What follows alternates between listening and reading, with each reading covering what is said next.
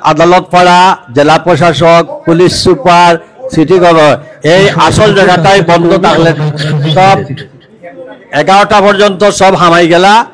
11টার পরে আমরা বই গেলাম সব তাহকা আমরা লোকে সালে একই সঙ্গে 5টি ডিভিশনের প্রজেক্টগুলো হাতে নেওয়া সত্ত্বেও শুধুমাত্র সিলেট বাদ দিয়ে বাকি 4টা ডিভিশনের কাজ ইতিমধ্যে 70 থেকে 80% কাজ সম্পন্ন হয়ে গেছে এবং সেই সব বিভাগে আপনারা টাকার পরিমাণ 26 কোটি 37 লক্ষ হইল ঢাকা বিভাগ।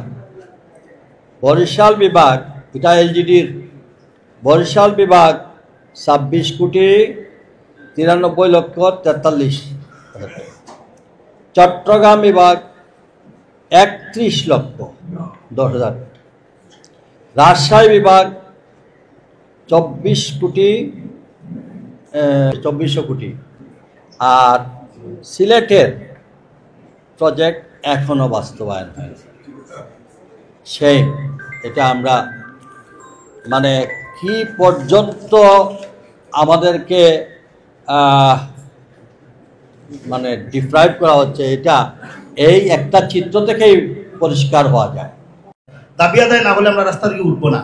এটি যদি সর্বশেষ কর্মসূচি হয় এবং এর মধ্যে যদি সবাইকে ব্যাপকভাবে আমরা জানাতে পারি তাহলে মনে হয় আমরা ইনশাআল্লাহ সফল হব।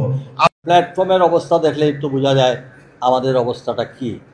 তখন উনি ডিজিকে ডেকে আনলেন এবং ডিজিকে বললেন যে আমরা যারা আজকে আন্দোলন করতে যাচ্ছি এইসব নেতৃবৃন্দের সামনে ডিজিকে অনতিবিলম্বে সিলেট আসতে হবে এবং সিলেট এসে রেলওয়ের প্ল্যাটফর্মে যাতায়াতের সুবিধা সহ আমাদের সঙ্গে আপনাদের সকলের সঙ্গে বসে আমি বললাম আপনারা তারিখ দিবেন আমাদেরকে অন্ততপক্ষে 2 দিন আগে, যাতে আমি সকল নেতৃবৃন্দকে বলতে পারি আমরা নিজেরাই প্ল্যাটফর্মে উপস্থিত হয়ে যাব।